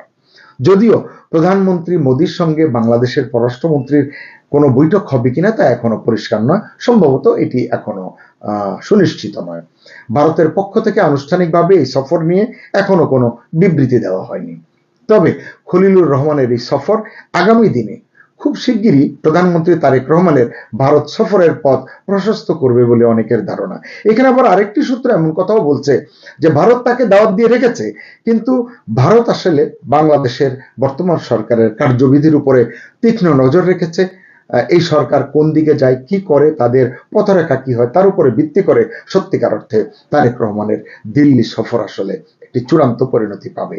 এই জায়গায় যদি ভারতের চাওয়া পাওয়া প্রত্যাশার সঙ্গে যদি সংগতিপূর্ণ না হয় বা মিল না থাকে, হয়তো এই যে আমরা মনে করছি তারেক রহমানের দিল্লি সফর আগে হবে না পরে হবে, এটি বড় কথা নয়। আসলে এই সফরটি কবে হবে সেটিও হয়তো একটি প্রশ্নবোধক চিহ্নের সামনে পড়ে যেতে পারে বলে কেউ কেউ মনে করছেন। গত 3-4 মাসে ভারত সরকার সর্বোচ্চ পর্যায় থেকে তারেক রহমান, মানে একেবারে আপনার নির্বাচনের আগে থেকে আমরা যদি দেখি, বিএনপি তথা বিএনপি নেতৃত্বের প্রতি ভারত যেভাবে প্রকাশ্য আউটরিচ করেছে, সেটা নির্দিষ্ট কিছু প্রতিশ্রুতির বিনিময়ে ঘটেছে বলে কেউ কেউ মনে করেন, এবং ভারতে কোনো কোনো পর্যবেক্ষকরাও এটি বিশ্বাস করেন। তাদের বক্তব্য হচ্ছে এখন বিএনপি সরকারের সেই সব প্রতিশ্রুতি, যদি কোনো প্রতিশ্রুতি থেকে থাকে, কারণ সেটি আপনি আর আমি তো বলতে পারছি না, সেই প্রতিশ্রুতি রক্ষার পালা তারেক সরকারের। তারেক সরকার সেটি কতটা ইতিমধ্যে করেছে বা কবে নাগাদ করবে, সেরকম বিষয়গুলো কিন্তু এই দ্বিপাক্ষিক আলোচনায় মানে এটিকে পজিটিভ হবে না নেগেটিভ হবে, সেই জায়গায় কিন্তু একটি গুরুত্বপূর্ণ ফ্যাক্টর হয়ে উঠতে পারে বলে কূটনীতির মানে খোঁজ খবর রাখেন এই দুই দেশ সম্পর্কে তারা এমনটি বলছেন। আসলে এই যে দ্বিপাক্ষিক সম্পর্ক, কূটনৈতিক সম্পর্ক, এইখানে স্বার্থগুলো আসলে একটা চেইনের মতো। এখানে কেউ কাউকে বাদ দিয়ে মানে অন্য কাউকে গ্রহণ করার সুযোগ কিন্তু নেই। এই যে এই অঞ্চলের কথা উঠলে, আঞ্চলিক রাজনীতির কথা উঠলে চীনের কথা উঠে, পাকিস্তানের কথা উঠে, তো আসলেই হিসাব করে দেখতে হবে প্রত্যেকটি দেশের নিজের সুবিধার জায়গাটি নিশ্চিত করে অন্যের সঙ্গে তার দ্বিপাক্ষিক সম্পর্কটি এগিয়ে নিতে হবে। সেভাবে হলে আমার মনে হয়, যদি সেখানে মাত্রার অতিরিক্ত কোনো কিছু না থাকে, যেমন ভারতের কোনো কোনো কূটনীতিক এমনটি বলেছে যে পাকিস্তানের সঙ্গে বাংলাদেশ ব্যবসা করুক, বাণিজ্য করুক, তাতে তাদের কিছু আসে যায় না, কিন্তু তারা নিরাপত্তার প্রশ্নে ভারত যেন দুঃখিত, পাকিস্তান যেন বাংলাদেশের কোনো ভূখণ্ড ব্যবহার করতে না পারে, স্পেস যেন বাংলাদেশ না দেয়, এই নিশ্চয়তাটুকু ভারত চায়। এখন ওই জায়গাটিতে আসলে আমরা যারা দিল্লি না ঢাকা, ঢাকা না দিল্লি বলে গলা ফাটাই, চিৎকার করি, আমরা বুঝেও কথা বলি, না বুঝেও কথা বলি, আমরা এক পেশে কথা বলতে পছন্দ করি। তারেক রহমান বলছেন যে সবার আগে বাংলাদেশ, বাংলাদেশের অবস্থান ঠিক রেখে তিনি সবার সঙ্গে সম্পর্ক রাখবেন। এটি অত্যন্ত সময়োপযোগী এবং এটাই আসলে একটি বাস্তব কথা। আগে নিজের ভালোটি দেখতে হবে, তারপরে অন্যের সঙ্গে সম্পর্ক। কিন্তু আমরা সেটি না করে আমরা যদি শুধু স্লোগানের রাজনীতিতে নিজেদেরকে জড়িয়ে রাখি, তাহলে সত্যিকার অর্থে দ্বিপাক্ষিক রাজনীতিতে প্রতিবেশীর সঙ্গে বা নিকট প্রতিবেশী পাকিস্তান বলুন, চীন বলুন, কারোর সঙ্গে আসলে আমাদের সম্পর্ক কোনো যৌক্তিক পরিণতির দিকে যাবে না বা এটি ভালো অবস্থানে থাকবে না। সুপ্রিয় দর্শক, একটা বিষয় খেয়াল করুন, এই সফরে ভারতের পররাষ্ট্রমন্ত্রী এস জয়শঙ্কর এবং জাতীয় নিরাপত্তা উপদেষ্টা অজিত দোভালের সঙ্গে বৈঠক হবে এমন কথা ইতিমধ্যে আমরা জেনেছি। আরো দু একজন মন্ত্রীর সঙ্গে তার কথা হবে। তার মানে কি, আমরা দেখতে পাচ্ছি যে এখানে শুধু কূটনীতির আলোচনা হবে তা নয়, নিরাপত্তা ইস্যু এখানে বেশ বড় ফ্যাক্টর হয়ে উঠতে পারে। কিন্তু অবাক করার বিষয় হচ্ছে, বাংলাদেশ টিমে মানে খলিলুর রহমান, হুমায়ুন কবির এবং অন্য দুজন কর্মকর্তার বাইরে কোনো নিরাপত্তা সংশ্লিষ্ট শীর্ষ কর্মকর্তা কিন্তু নেই। তাই প্রশ্ন হচ্ছে, নিরাপত্তা বিষয়ক কোনো কঠিন প্রশ্ন বা কোনো অস্বস্তিকর প্রশ্ন যদি সামনে আসে, টেবিলে আসে, সেটির জবাব আসলে কতটা আমাদের প্রতিনিধি দলের নেতা বা প্রতিনিধি দলের পক্ষ থেকে দেওয়া হবে, এই প্রশ্নটি কিন্তু আছে। আবার এই সফর শুধু ভারত বাংলাদেশকে নিয়ে বিবেচনা করলে হবে না। একটু আগে যেটি বলছিলাম, চীন, আমেরিকা, পাকিস্তান, মানে সকল কিছু, ওই যে চেইনের মতো বললাম যে দ্বিপাক্ষিক সম্পর্ক, কূটনৈতিক সম্পর্ক, এই ভবিষ্যৎ কূটনীতির ক্ষেত্রে প্রতিটি দেশের সঙ্গে বাংলাদেশের সম্পর্কটি অত্যন্ত গুরুত্বপূর্ণ। কতটা ভারসাম্যপূর্ণ সেটি হচ্ছে অত্যন্ত গুরুত্বপূর্ণ। অর্থাৎ এক কথায় যদি বলি, কূটনৈতিক ভারসাম্যের খেলায় বাংলাদেশের আগামী দিনের অবস্থান এখনই পরিষ্কার করতে হবে। কিন্তু এই অবস্থানটি পরিষ্কার কে করবে? খলিলুর রহমান বলেছেন একাধিকবার বাংলাদেশ জাতীয় স্বার্থ থেকে সিদ্ধান্ত নেবে। প্রধানমন্ত্রী বলেছেন সবার আগে বাংলাদেশ। কিন্তু বাস্তবতা হলো, এই অঞ্চলে কাউকে খুশি রেখে কাউকে এড়িয়ে চলা কি বাংলাদেশের পক্ষে খুব সহজ হবে? এরকম একটি জটিল অবস্থায় কূটনীতির যে পরিভাষা হওয়া উচিত সে সম্পর্কে কতটা ওয়াকিবহাল আমাদের পররাষ্ট্রমন্ত্রী খলিলুর রহমান, মানে তার প্রতি শ্রদ্ধা রেখেই আমি বলছি, কারণ তিনি তো একেবারে আগাগোড়া একেবারে সিজনড যে কূটনীতিক ওইরকম তো তার ক্যারিয়ার নয়। তার অভিজ্ঞতা আছে, দক্ষতা আছে, সবই ঠিক আছে, কিন্তু তিনি কি এই বিদ্যমান পরিস্থিতিটি কতটা ঠিকঠাক ভাবে সামাল দিতে পারবেন, এটি কিন্তু প্রশ্ন আছে। তাই এই সফর শুধু একটা সফর না, এটা এক ধরনের কূটনৈতিক টেস্টও বটে বাংলাদেশের জন্য। কেন? দিল্লি হয়তো জানতে চাইবে বাংলাদেশ আসলে কোন দিকে যেতে চাচ্ছে, কোন দিকে ঝুঁকছে, কোন দিকে যাবে। সেই জবাব কতটা দৃঢ়তার সঙ্গে দিতে পারবেন খলিলুর রহমান কিংবা হুমায়ুন কবির। ঢাকা যদি নির্ভরযোগ্য অংশীদার হতে চায় ভারতের বা দিল্লির, সেই আশ্বাস বা প্রতিশ্রুতি বা কিভাবে ব্যক্ত করবেন খলিল, কতটা ম্যান্ডেট তিনি নিয়ে যাচ্ছেন প্রধানমন্ত্রীর কাছ থেকে। সামগ্রিক বিষয়ে খলিলুর রহমান কতটা প্রস্তুতি নিচ্ছেন, এই কথাটি আমি একাধিকবার তুললাম এ কারণেই, কারণ তিনি যেমন নতুন, তেমনি প্রধানমন্ত্রীর পররাষ্ট্র বিষয়ক উপদেষ্টাও একেবারে নবীন এই জায়গাটিতে। আর ভারতের সঙ্গে আমাদের সম্পর্কের যে টালমাটাল পরিস্থিতি, এই প্রেক্ষাপটে দিল্লির যে প্রশ্নগুলো উঠবে টেবিলে তাদের ঘাঘু ছানু কূটনীতিকরা, সেটার জবাব কতটা সন্তোষজনকভাবে দিতে পারবেন আমাদের প্রতিনিধি দলের সদস্যরা, এই প্রশ্ন যেমন আছে, তেমনি সবার আগে বাংলাদেশ স্লোগানের সম্মান রেখে বাংলাদেশের জন্য কতটা সুবিধা বা প্রাপ্তিযোগ নিশ্চিত করতে পারবেন তারা, এই প্রশ্নটিও আছে। কারণ এই সফরের উপরে নির্ভর করছে আগামী দিনে বাংলাদেশ ভারত সম্পর্ক কোন দিকে যাবে। অন্তর্বর্তীকালীন সরকারের সাবেক প্রভাবশালী মন্ত্রী জনাব নাহিদ ইসলাম, বর্তমানে তিনি মাননীয় সংসদ সদস্য এবং এনসিপির সভাপতি, যেটিকে ইউনূস জামানাতে বলা হতো কিংস পার্টি, রাজার দল।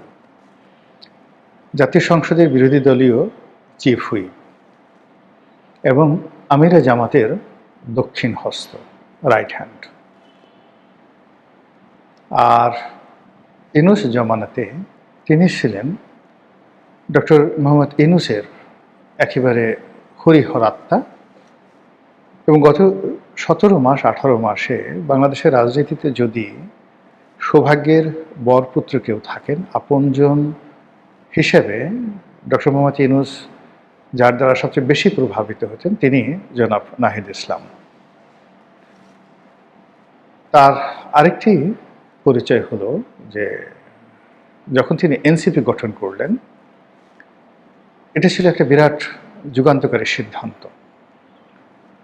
পূর্ণ মন্ত্রীর একটি পদ, সেটিকে ফেলে দিয়ে তিনি নির্বাচন করার উদ্দেশ্যে, রাজনীতি করার উদ্দেশ্যে রাজভোগ, মোহনভোগ এইগুলো ত্যাগ করে রাজনীতির ময়দানে এসেছিলেন।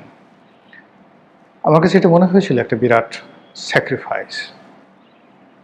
আর ওই সময়টিতে তার নিজের এবং তার আশেপাশের যারা লোকজন, সবার মধ্যে একটা আত্মবিশ্বাস প্রবল ছিল আগামীতে এনসিপি সরকার গঠন করবে এবং নাহিদ ইসলাম হবেন প্রধানমন্ত্রী। আর জনাব ডক্টর মোহাম্মদ ইউনূস হবেন রাষ্ট্রপতি। রাষ্ট্রপতির অনেক ক্ষমতা থাকবে, আর প্রধানমন্ত্রী রাষ্ট্রপতির মধ্যে ক্ষমতার ভাগাভাগি হবে, এবং একটা জেনজির যে সরকার, যুবকদের একটি সরকার, এটি বাংলাদেশকে ইউরোপ এবং আমেরিকা বানিয়ে ফেলবে। এটা একটা স্বপ্নিক জগৎ ছিল। কেন হলো, কিভাবে হলো আমরা বলতে পারবো না, কিন্তু সেই স্বপ্ন এখন আর অবশিষ্ট নেই। এখনকার যে রূঢ় বাস্তবতা, সেই রূঢ় বাস্তবতা হলো বিএনপি ক্ষমতাধর হয়েছে। কেবলমাত্র ক্ষমতাধর নয়, অবস্থা দৃষ্টি মনে হচ্ছে তাদের ক্ষমতা শেখ হাসিনার চাইতেও প্রলম্বিত করার, ব্যক্তি শেখ হাসিনার চাইতেও তারেক রহমান সাহেবকে মহিমান্বিত করার যে প্রকল্প, সেই প্রকল্প পুরো দস্তুর এগিয়ে চলছে। একদিকে খাল কাটা, অন্যদিকে বৃক্ষরোপণ, আর একদিকে ফ্যামিলি কার্ড, আর একদিকে স্বাস্থ্য কার্ড, তারপরে আবার ইদানিং ফুয়েল কার্ড। তো এই যে একটা প্লাস্টিক সোসাইটি ইউরোপ আমেরিকার মতো, যে আপনার কাছে একটা কার্ড থাকবে, এই কার্ডটি আপনি সব জায়গাতে অটো পাস, এরকম একটি প্লাস্টিক সোসাইটি। এটা আমেরিকাতে এটা নেতিবাচক নয়, আমেরিকাকে বলা হয় প্লাস্টিক সোসাইটি। আমি যখন আমেরিকাতে পড়াশোনা করতে গেলাম, তখন স্কলারশিপের টাকা মাত্র $1200 আমি যখন ফার্স্ট পেলাম, তো যারা আমাকে দিল তারা বললো যে এটা ক্যাশ দেওয়া যাবে না, এটা অনেক টাকা। তারা আমাকে একটা ক্রেডিট কার্ড দিয়ে দিল $1200। আমরা যারা বাংলাদেশ থেকে গিয়েছি, আমাদের জন্য তো আসলে $12,000 পকেটে করে ঘোরা বা $1,00,000 পকেটে করে ঘোরা, এটা আমাদের জন্য বিষয় না। কিন্তু আমেরিকাকে আমি বললাম যে আরে $1200 এটা তো টাকাই না। সে বলে হিউজ মানি, তুমি রাস্তায় তোমাকে যে কোনো সময় ছিনতাই করে নিয়ে যেতে পারে, তুমি বিপদে পড়তে পারো। না না না না, এটা দেওয়া যাবে না, এটা দেওয়া যাবে না, তুমি ক্রেডিট কার্ড নাও। তখন আমাকে সেই ক্রেডিট কার্ড তারা করে দিল মাত্র $1200। এই প্রথম স্কলারশিপ আমার ওখানকার। তো যাক, এনিওয়ে, তো সেই প্লাস্টিক সোসাইটি যদি বাংলাদেশে হয়ে যায় এবং সেটা তারেক রহমানের নেতৃত্বে, সেরকম একটা অবস্থা চলছে। যা হোক, যা বলছিলাম, সরকার দীর্ঘমেয়াদে নিজেদেরকে ক্ষমতায় রাখার জন্য যখন তোড়জোড় করছে, আর সেই তোড়জোড় করার জন্য তাদের কতগুলো ফান্ডামেন্টাল পাওয়ার লাগবে। সেই পাওয়ার হলো আগে যে বিএনপির জমানা, সেই জমানাতে প্রধানমন্ত্রীদের যে পাওয়ার ছিল, বা শেখ হাসিনার জমানাতে প্রধানমন্ত্রীর যে পাওয়ার ছিল, সেই পাওয়ার তো তাদের লাগবেই। তার সঙ্গে সঙ্গে আরও নতুন কিছু পাওয়ার বা ক্ষমতা, যেটাকে অ্যাবসলিউট পাওয়ার বলা হয়, এই অ্যাবসলিউট পাওয়ার তারা জনাব তারেক রহমান সাহেবের হাতে তুলে দেওয়ার জন্য যখন প্রাণান্ত চেষ্টা করছে, তখন বিরোধী দল বুঝে গেছে যে এই দিন আর বেশি দিন থাকবে না। মানে যে মিষ্টি মিষ্টি কথা, যে নেগোসিয়েশন, যে গণতান্ত্রিক মন মানসিকতা, প্রধানমন্ত্রী নির্বাচিত হওয়ার পর যেভাবে নাহিদ ইসলামের বাসা ভ্রমণ করা বা জামাত সভাপতির বাসায় গিয়ে শুভেচ্ছা বিনিময় করা, এর মধ্যে যে উদারতা, যে ঔদার্যতা, যে মহত্ব, এই যে সুবাতাস, রাজনীতির যে সুবাতাস, এটা বেশি দিন থাকবে না।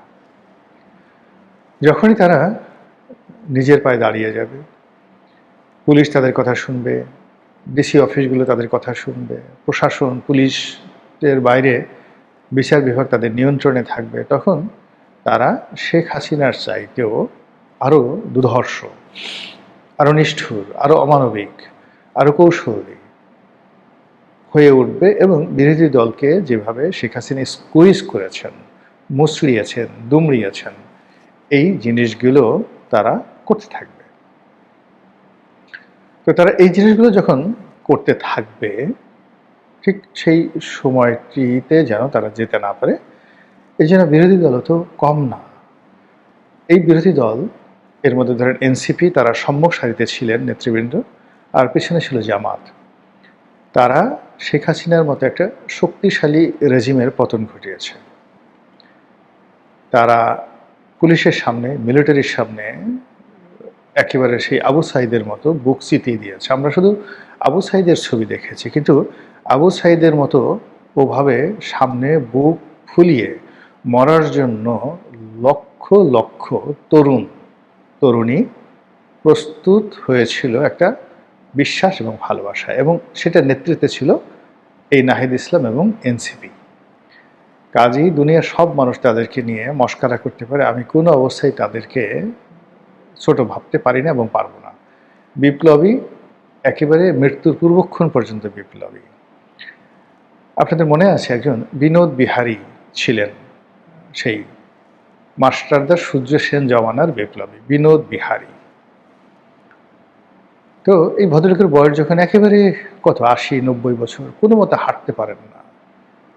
চট্টগ্রামে একটা গন্ডগোল হলো, তিনি তখনও জীবিত। কোনো মানুষ ভয়ে পুলিশের সামনে আসছে না, তিনি লাঠিতে ভর করে টুকটুক টুকটুক করে সেই বিনোদ বিহারী পুলিশের সামনে চলে আসলেন, এবং যে ভাষায় পুলিশকে তিনি আক্রমণ করলেন এবং পুলিশকে হটিয়ে দিলেন, তার সেই দৃঢ়তা দিয়ে, ইট মিনস বিপ্লবী সবসময় বিপ্লবী থাকে। চে গুয়েভারা, তিনি ফিদেল ক্যাস্ট্রোর মতো প্রেসিডেন্ট হতে পারতেন কিউবার,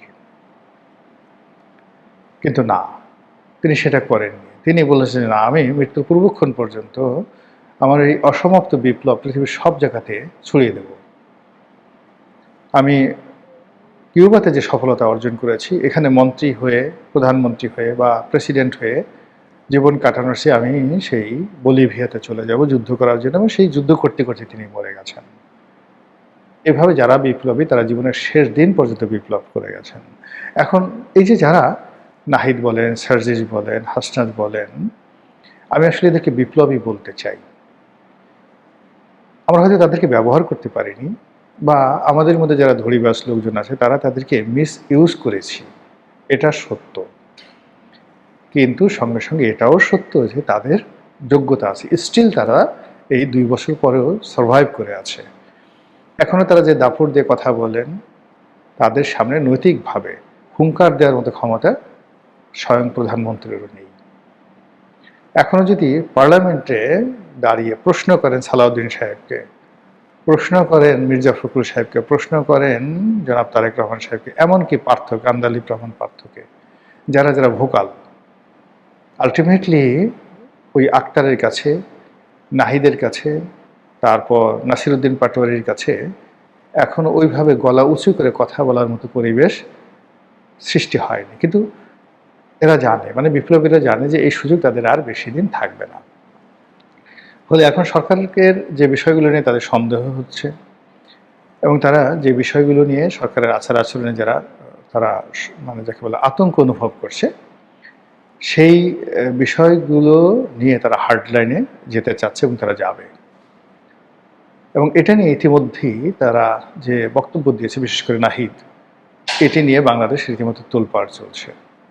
প্রথমত তারা ডক্টর মোহাম্মদ ইউনূসকে এবং তার যারা উপদেষ্টা মণ্ডলী তাদেরকে রাজপথে নামার আহ্বান জানিয়েছে। দ্বিতীয়ত তারা বলছেন যে আমাদেরকে ব্যবহার করে, রাষ্ট্র ক্ষমতাকে ব্যবহার করে আপনারা সবাই যার যার আখের গুছিয়েছেন। প্রকাশ্যে বলেননি, কিন্তু তাদের বক্তব্য এটাই বোঝা যায়। তারপর সেই মুড়ি খেয়ে, মেওয়া খেয়ে, মধু খেয়ে আপনারা সেটা সেই জায়গা মতো চলে গেছেন। আপনারা যার যার পেশায় চলে গেছেন, ঘুরে বেড়াচ্ছেন। এটা হবে না, এটা হবে না।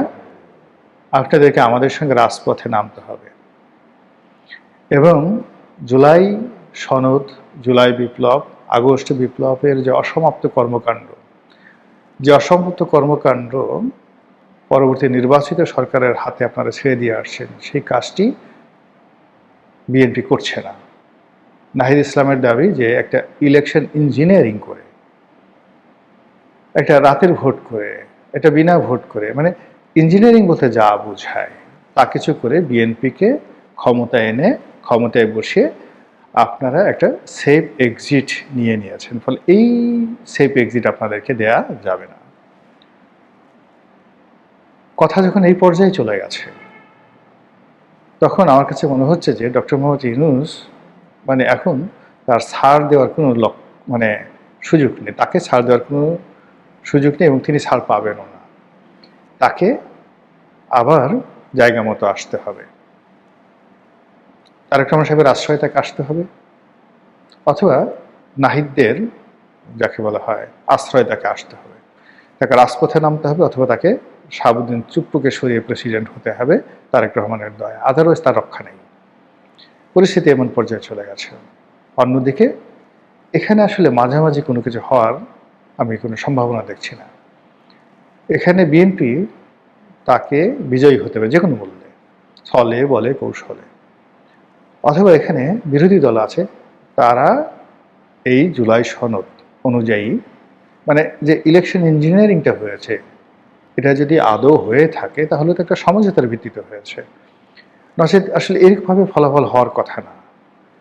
সমস্ত যে ভোটার উপস্থিতি, সংসদের আসনের বিন্যাস, যেভাবে যারা বিজয়ী হয়েছে, যারা পরাজিত হয়েছে, যারা নমিনেশন পেয়েছে, মন্ত্রী এমপি হয়েছে, সব কিছু মনে হয়েছে ইঞ্জিনিয়ারিং।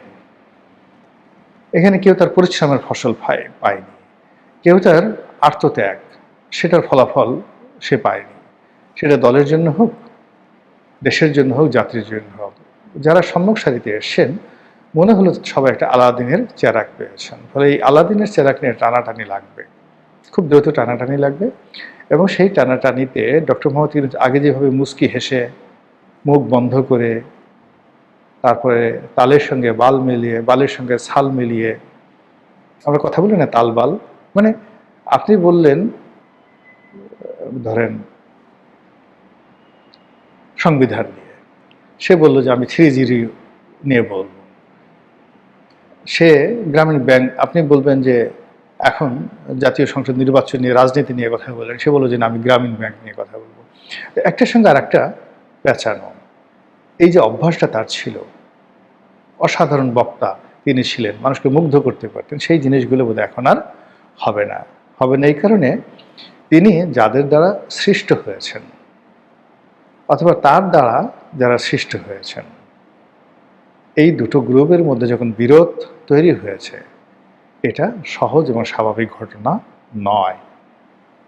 তার জন্য নয়, নাহিদ সাহেবদের জন্য নয়, এবং বিএনপির জন্য নয়। আমি শুধু প্রার্থনা করতে পারি আল্লাহর কাছে যে আল্লাহ আমাদের এই দেশ জাতিকে বিপদ থেকে রক্ষা করুন। কিন্তু লক্ষণ দেখে আমার কাছে কোনো কিছু ভালো মনে হচ্ছে না। আসসালামু আলাইকুম রহমতুল্লাহি ওয়া বারাকাতুহু।